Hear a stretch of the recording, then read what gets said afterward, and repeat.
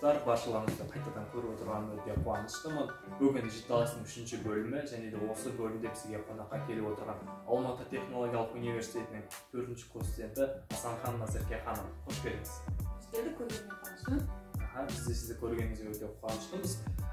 Өзіңіз білетіндей, Житаластың жалпы жүйесін қалай өрбитінін білесіз. Бірнеше кішігірім темаларда әңгіме өтетін боламыз. Сіздің көзқарасыңызды, ойыңызды білгіміз келіп отыр.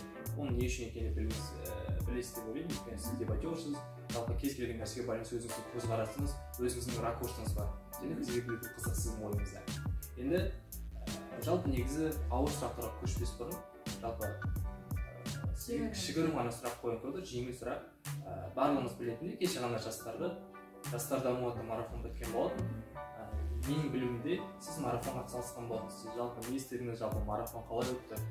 Марафонға атсалысқан деген шамалы өте көбірек айтылған не болады. Өйткені бұл марафонды жүргізген басқа да біздің клубтың мүшелері, басқа да адамдардың дамуына үлес қосуға әрекет еткен ол бізде ең басында орта буындарымыз, клубтың сол кісілерге үлкен алғыс. Ал менің кішкене қосқан үлесім ол мен соңғы өткен баланс тақырыбында сабақ өткіздім. Сабақ дегенде жалпы ол кісілерге бір керекті ақпаратты, керекті бір жолда нұсқадым десем болады. Баланс тақырыбында сол ақпаратты сабақ өттіңіз. Ақпаратты сабақ өттім. Аха, жақсы.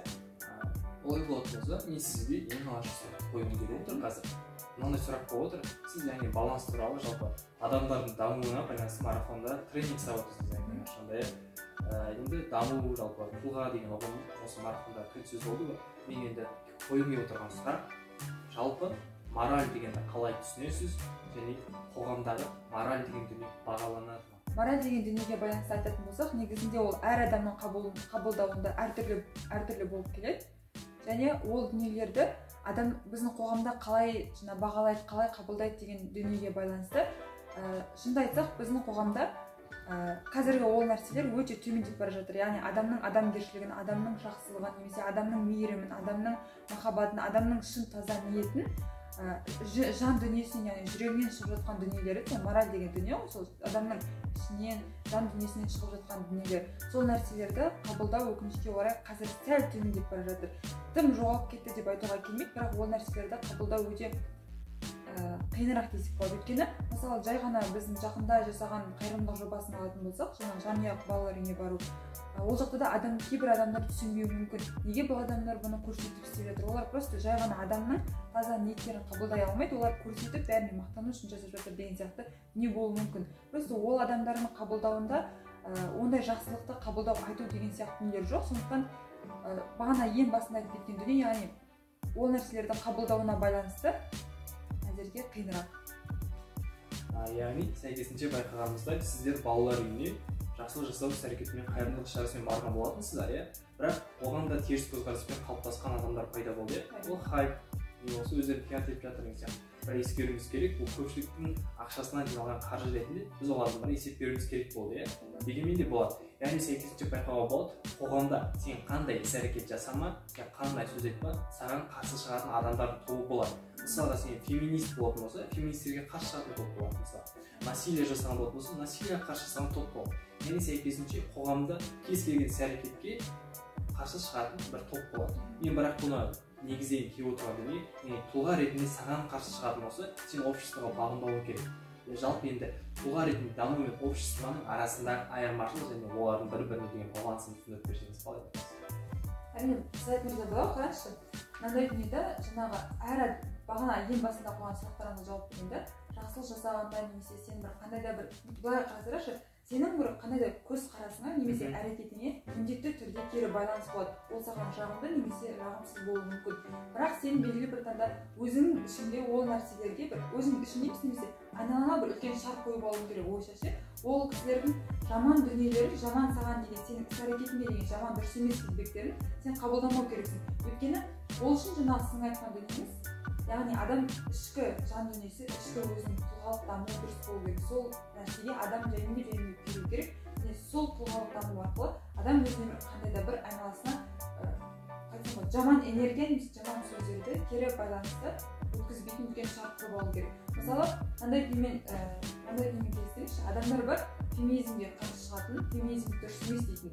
Олардың олардың көзқарастары өте басқа. Сіздің көзқарасыңыз, мысалы менің көзқарасым, ол дүниеде феминизм ол дұрыс. Қазақстанда да басқа мемлекетте ол нәрселер керек. Не үшін? Өйткені белгілі бір жерде әйелдердің шынымен қоғамдағы құқықтары тапталуы мүмкін, немесе дұрыс бағаланбауы мүмкін. Ол еркектерді басып озып кету немесе басқа дүние емес. Ал оны басқа кісілер, басқа адамдар сондай дүниемен қабылдау мүмкін.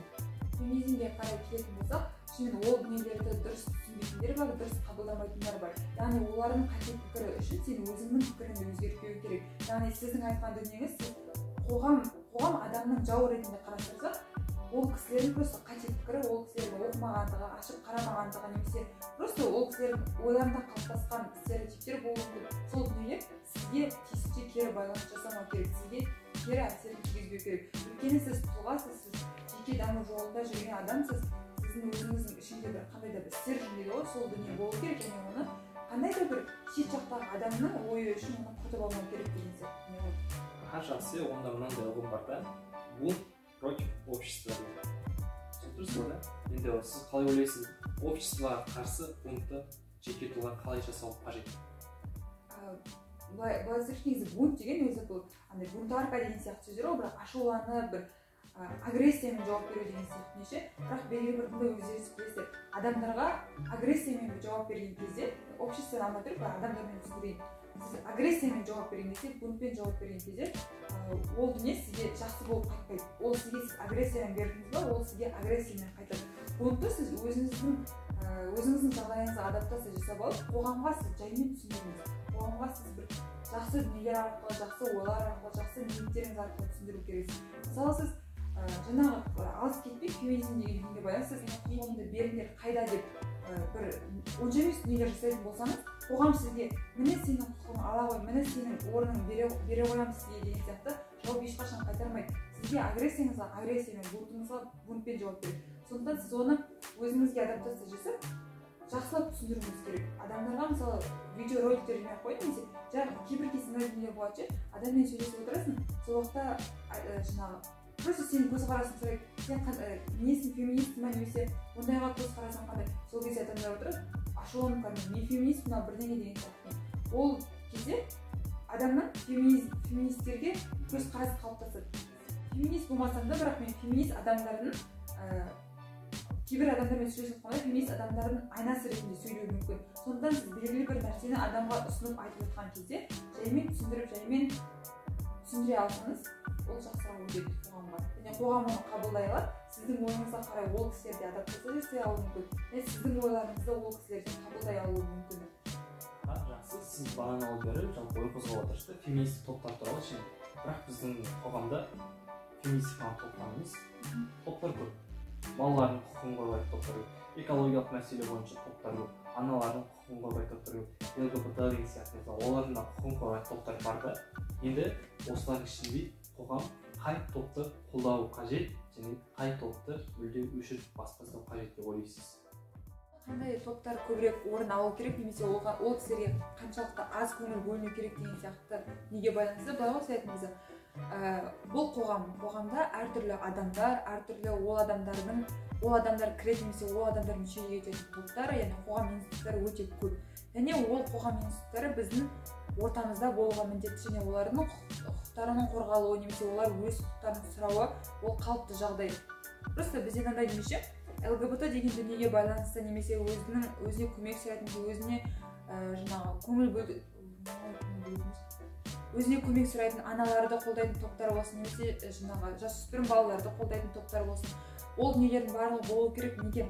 Өйткені қоғам қандай да бір баланста болу керек. Егер де біз аналарға қолдайтын топтарға көбірек көңіл бөліп жүріп, ЛГБТ-ларға мүлде көңіл бөлмей, олардың барлық құқықтарын таптап, қоғам оларға қарсы шығатын болса, қоғам оларды қабылдамайтын болса, онда қоғам қандай да бір баланста болмайды, қоғам қандай да бір нормада болмайды.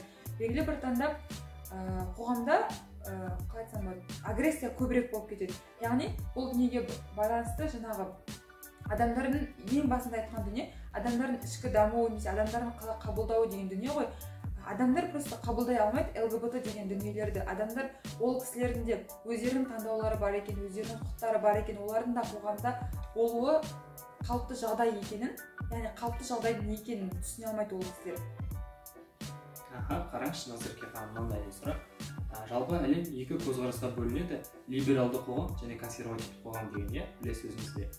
Соған байланысты либералды қоғамда барлық нәрсе рұқсат етіледі. Бағана феминизм болсын, ЛГБТ болсын, оларды бұл нәрсе, бұл явление нормально дүние, қоғам қабылдай алады. Ал бірақ консервативті қоғам, яғни Азия мемлекеттері, Қазақстан сияқты және ислам дінін ұстанатын мемлекеттерде бұл дүниелер мүлде қарастырылмайды. Өйткені дін жағынан болсын, қоғамдағы жалпы дәстүрлер бойынша болсын, жалпы бұл нәрселер мүлде біздің заңдылықтарға қарама қайшы. Осыған байланысты енді сіз айтып отырсыз, осы нәрселер қоғамда болуы қажет деп. Енді консервативті қоғам либералды қоғамға ауысу қажет пе? Толыққанды емес, жалпы пайыздық мөлшермен болсын, қалай қарайсыз? Пайыздық мөлшермен немесе толыққанды дүниеге байланысты толыққанды алмасып кету керек емес, просто ол дүниелерді өзінің қоғамына адаптация жасау керек. Мысалы, сізге мынандай дүниені түсіндірейінші. Бізде мынандай болды. Кейбір жылдары, осыдан бір 5-6 жылдар бұрын бізде орамал таққан қыздарды мектепке кіргізбей қою деген сияқты өте қоғамда бір резонанс туындаған кездер болды ғой. Сол уақытта осы Алматы маңында мындай мектеп ашылды. Ол мектептің жаңағы тек қана қыздар оқиды, орамал таққан қыздар оқиды, бірақ біздің Қазақстанымыздың заңында жазылған негізінде мектепке орамал тағуға болмайды деген сияқты неше сондай қалыптасқан бізде. Яғни ол мектептің басшысы, оны ашқан адам, ол нәрсені қолға алған адам біздің мемлекетіміздің заңына бағына отырып, мектепке тек қыздарды ғана қабылдаған және мектепке кірген кезде ол жақтағы мұғалімдер де, қыз балалар да өздерінің орамалдарын шешіп тастап, мемлекеттің заңы бойынша мектептің ішінде орамалсыз жүреді. Осындай сияқты не. Яғни қандай да бір дүниелерді өзінің қоғамына сай ете отырып адаптация жасау керек. Бірақ өкінішке орай қазір ол біздің қолымыздан келіп жатқан жоқ. Бірақ болашақта ол дүниелердің барлық адаптация жасалып, барлығы бір тең көзқараста қарайтындай жақсы нәтижеге жетуге болады деп ойлаймын. Ал оны пайыздық күйде айту ол менің қолымдағы дүние емес. Яғни сәйкесінше қоғамда әртүрлі топтар бар, олар өздерінің құқықтарын алдыға тартады, басқа адамдардың да басқа топтардың құқықтары бар. Осыған байланысты оларда келіспеушілік бар, яғни конфликт болып отыр қоғамда неше түрлі. Біз жаңалықтардан да көреміз ол нәрсені, әлеуметтік желілерде де болсын, кез келген жерде не бірінші топқа шығады, конфликт болып отыр нәрселер бірінші топқа шығады. Осыған байланысты біз қоғамда жалпы осы топтардың арасында толеранттылықты қалай орната аламыз?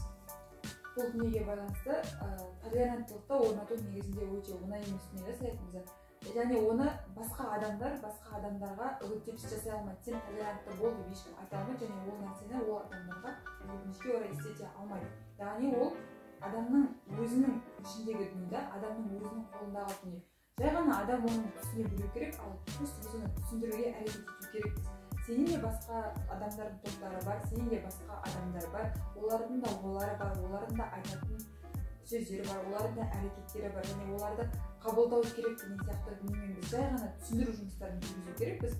Жай ғана мысалы сізбен біз сөйлесіп жатқан кезде немесе басқа да бір адамдар бір-бірімен сөйлесіп жатқанда сондай дүниелердің арасында кішкентай дүниелерден бір-біріне түсіндіру арқылы, қоғамдағы адамдар бір-біріне байланысы арқылы, сол дүние арқылы пайда болатын дүние толеранттылық деген. Мысалы қараңызшы, кейбір жағдайлар болады, жаңа көп балалы аналар, ол кісілер отбасының жағдайымен немесе отбасын асырау керек деген нәрсе дұрыс емес деп тұрған жоқ. Просто сол дүниемен қатар олар қоғамнан шектелмеу керек. Қоғамда не нәрселер болып жатыр, не нәрселер жаңадан шығып жатыр, не нәрселерді қазір қоғам қабылдап жатыр деген дүниеге шамалы көзқарас тастап, сол дүниелерді ол кісілерден қабылдап үйрену керек. Міне, адамдардың кішкене бір қателігі жаңа дүниелерді немесе басқа адамдар дұрыс деп тапқан дүниелерді қабылдай алмайды. Яғни соның кесірінен бізде қоғамда толерантты қоғам қазір бізде жоқ. Бар, бірақ ол кішкене пайыздар әзір. Жақсы, Назерке ханым, бүгінгі біздің жиналысқа келіп сұхбат бергеніңізге жалпы келген үшін үлкен алғыс. Достар, біз бүгін Назерке ханыммен толеранттылық және қоғамда болып жатқан жағдайлар және топтар туралы талқылаған болатынбыз және де бүгінгі сұхбатымыздың соңғы сөзін келген қонағымызға берсек. Рахмет, сіздерге де өте үлкен алғыс айтамын шақырғандарыңызға. Және қорытынды сөз ретінде мен сіздерге бағанағы бүкіл сұхбат бойынша айтқан дүниелерге мынандай қорытынды айтайыншы. Қоғамда толерантты болу немесе басқа адамдардың өз көзқарастарын қабылдау немесе сіздердің көзқарастарыңызды олар қабылдау деген дүниеге байланысты. Достар, бар ғой, адамда жүрек пен ми деген дүние болады. Мен де оны басқа жерлерден оқып көрген білгенім бойынша, адамда жүрек пен ми деген дүние болады. Ми мен жүректің өздеріне беріліп қойған белгілі бір қызметтер болады. Мысалы, ми бізде ол анализатор болу керек, яғни ол анализ жасап беру керек. Ал жүрек деген дүние ол қалау керек, жүрек деген дүниеден сіздің барлық қалаған нәрселеріңіз жүрек арқылы өту керек. Яғни сіз мысалы былай айтайық, сіз феминистсіз, сіз өзіңіздің құқығыңыз тапталған жүрегіңізбен қалайсыз, сізге миыңыз айналаңыздан анализ жасап сізге айту керек. Назерке, айналаңда осындай не болып жатыр, сенің құқығыңды таптайтын осындай жерлері бар, сен осы жерге барып өзіңнің ойыңды айтып көр, өзіңнің іс-әрекеттеріңді осы жерге барып жасап көр деп айту керек. Бірақ белгілі бір таңда бізде ол нәрселер қазір керісінше жасалып кеткен да. Ми деген дүние бірінші жұмыс жасап береді. Ми бірінші анализ жасап береді. Назерке, сен қоғамның сенің феминист екеніңді немесе сенің ойларыңды қабылдамайды, сондықтан сен жүрегіңе айтады, сен жүріп басқа нәрсе істе, басқа нәрсе тап, өйткені қоғам сені қабылдамайды деген сигнал тастайды. Содан кейін сіздердің ішкі дүниеңізде шын қалайтын дүниелеріңіз барлығы жойылып кетеді. Сіз өзіңіздің айналаңызда комфортты нәрсеге үйреніп қаласыз. Сондықтан ең бірінші жүрекпен қалаңыздар, және басқа адамдардың ойын тыңдамаңыздар деген байланысты, олардың мысалы сен олай жасамай-ақ қой, олай істемей-ақ қой деген дүниеге байланысты ол нәрселерді қабылдамаңыздар. Жасап көріңіздер, барып көріңіздер, өз жүректеріңіз қалайтын нәрселерге сеніңіздер, сонда ғана сіздерде барлығы жақсы болады деген ойдамын. Және ең бірінші бүкіл сұхбат бойынша айтқан дүние тұлғалық даму деген. Сол нәрседен ешқашан таймаңыздар. Өйткені адам даму үстінде болғанда жаңа нәрселерді көреді, өзінің не нәрсеге икемді екенін, не нәрсеге күші жететінін көреді. Сондықтан әрқашан ізденісте болыңыздар, әрқашан өздеріңізге сеніңіздер, өздеріңіздің жүректеріңізді тыңдаңыздар. Қоғамда емес.